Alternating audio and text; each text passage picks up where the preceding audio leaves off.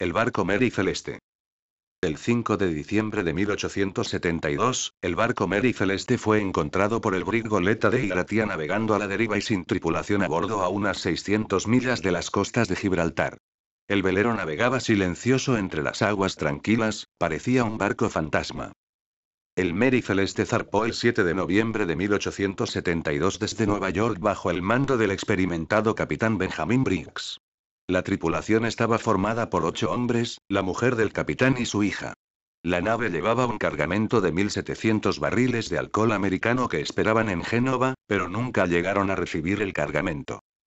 El barco fue encontrado por el de Iratia, capitaneado por David Reed Morlause, sobre las 15:00 horas, 10 días después desde la última anotación del capitán del Mary Celeste en la pizarra puente. El capitán David Reed Morlause avistó al bergantín y decidió acercarse extrañado por el rumbo que seguía.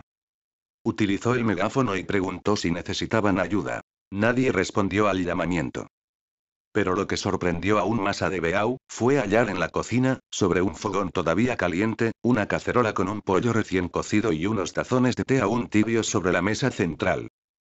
Todos los datos eran confusos, todo estaba ordenado, los objetos pequeños reposaban en sus mesas y estantes, si hubiera habido un temporal o colisión se hubieran caído. El diario de navegación lo encontraron en la camareta del capitán y la última anotación del 24 de noviembre no reflejaba nada extraordinario que pudiera explicar la misteriosa desaparición de la tripulación.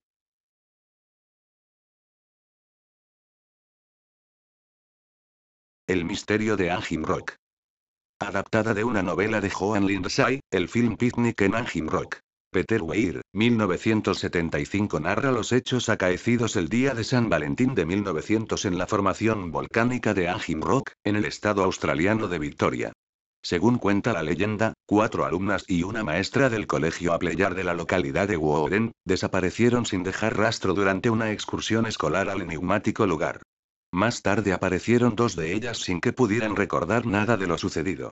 Del resto nunca se llegó a saber nada y el suceso se convirtió en uno de los enigmas más extraños y misteriosos de la historia negra de Australia.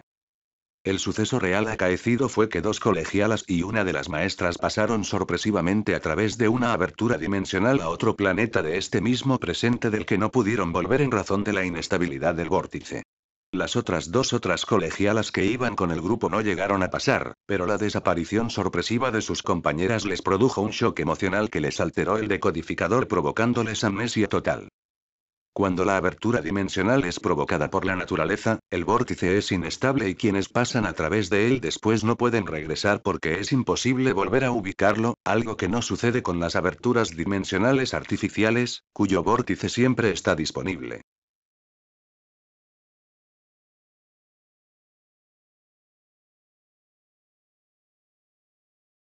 La leyenda de la Niña de las Peras. La leyenda de la Niña de las Peras es una de las más populares y a la vez la que ha sufrido más transformaciones a lo largo del tiempo.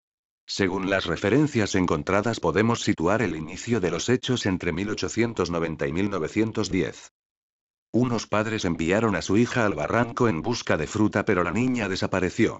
Es de suponer que la zona fue minuciosamente rastreada por los vecinos del lugar, sin embargo la niña no apareció. Al menos no en aquellos años. La niña regresó a su casa varias décadas más tarde, sin embargo para ella apenas habían pasado unas horas y cuando lo hizo seguía manteniendo el mismo aspecto que tenía el día en que desapareció.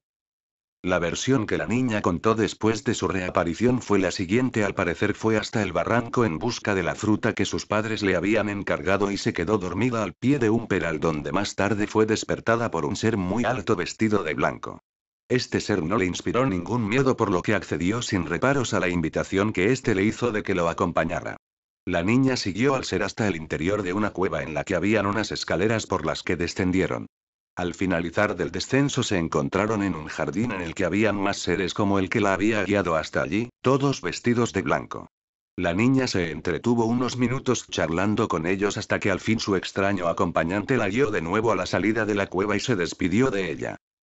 Algunas personas nos han asegurado que la Niña de las Peras sigue viviendo aún en el mismo barrio San Juan, pero no ha querido nunca darse a conocer.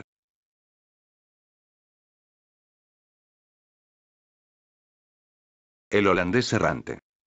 La historia del holandés errante es una de las leyendas marinas más famosas y data de unos 500 años de antigüedad.